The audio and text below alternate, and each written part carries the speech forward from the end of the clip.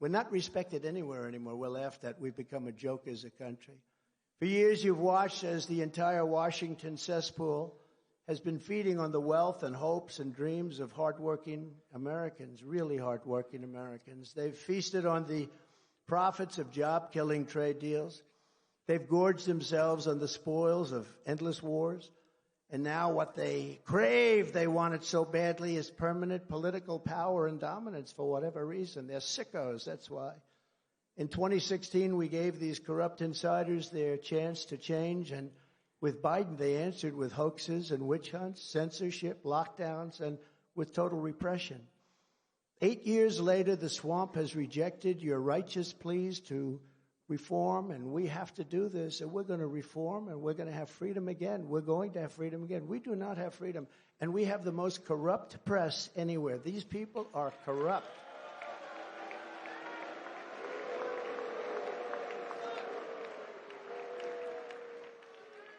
They are corrupt. Not all of them, about 92%. No, you have some wonderful journalists, you really do, but they're just overwhelmed by the people that know they're doing so wrong. I watch ABC, CBS, NBC. I mean, I don't even talk about CNN because nobody watches them anymore. MSDNC is horrible, horrible. But fortunately, not a lot of people are watching them anymore. They've tuned out. But the press has to straighten itself out. You know, they're all doing badly, and they're doing badly because they're fake news. That was another one we called, right? Fake news. The only problem with that term, it's not strong enough. I wish it was stronger.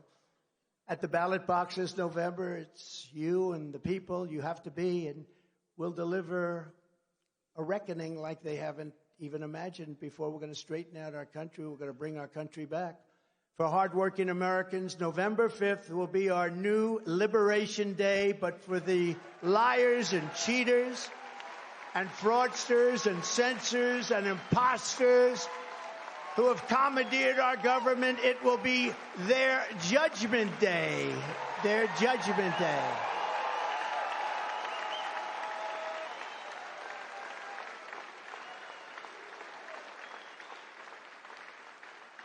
When we win, the curtain closes on their corrupt reign and the sun rises on a bright new future for America. That's what we have to have. I believe it's our last chance. You know, I used to say how important in 2016 that you got to do it. It's the most important election. I meant it, but that was nothing compared to where we are now. We had a big border problem, and I solved it. So much so that in 2020, I couldn't even mention it. I'd say, let's talk about the border. Sir, you've solved that problem. You don't have a border. I don't care. I want to talk about the border. I talk about the border. Everybody would sit there. They wouldn't even say anything because we had no problem. I solved it. But who would have thought that now we have a border problem that's 20 times worse than what we had in 2016? 20 times. And we'll solve that one too. But it's going to have to be very strong action, and it's going to have to happen fast before our country is just totally overwhelmed. Your victory will be our ultimate vindication.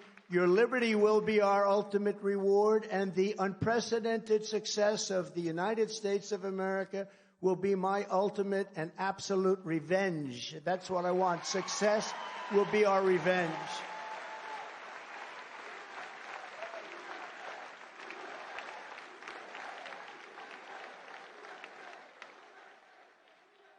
I love those young people over there.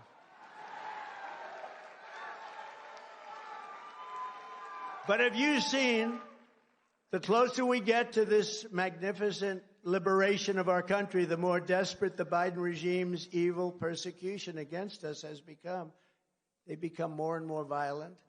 The Stalinist show trials being carried out at the Joe Biden orders set fire not only to our system of government, but to hundreds of years of Western legal tradition. You see what's happening. They've replaced law, precedent, and due process with a rabid mob of radical left Democrat partisans masquerading as judges and juries and prosecutors and executioners. That's what they are. I've gone through trials. The level of hatred from these judges, there's no way you get fair trials. The level of hatred from prosecutors, when they know you've done nothing wrong, it's sick. These are sick people. The only crime I've ever committed is defending America and those who want to destroy it. I will fight those who want to destroy it.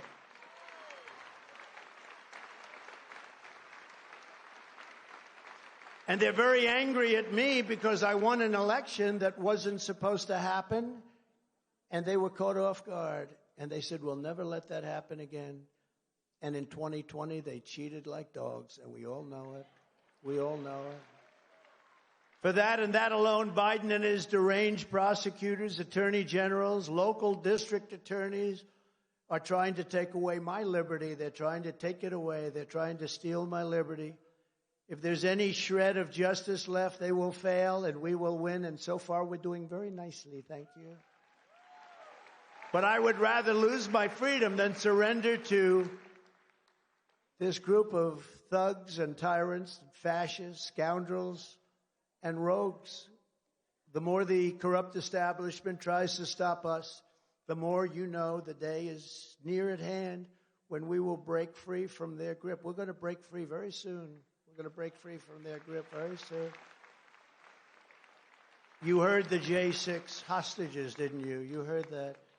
And I will tell you, there's never been in the history of our country a group of people treated the way they've been treated. There's never been anything like it. Carpenters, mechanics, lawyers, firemen, policemen, military people.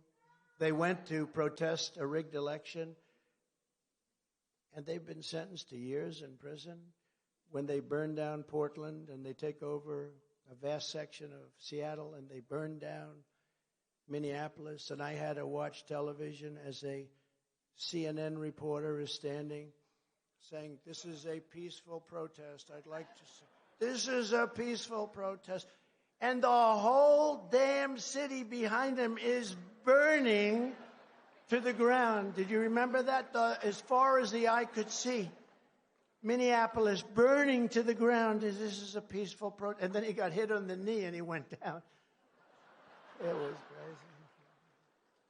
No, it's crazy what's going on. And I tell you what, if I didn't bring in the National Guard, because the governor didn't want to do it, they'd never want to do it. If I didn't bring in the National Guard, I wish I didn't wait 6 days, but if I didn't bring in the National Guard, you wouldn't even have a city there. You wouldn't even have, that city was going down. They'll only motivate us more to make America great again. We have to make America great again. That's our mission. People say, what is your mission, sir?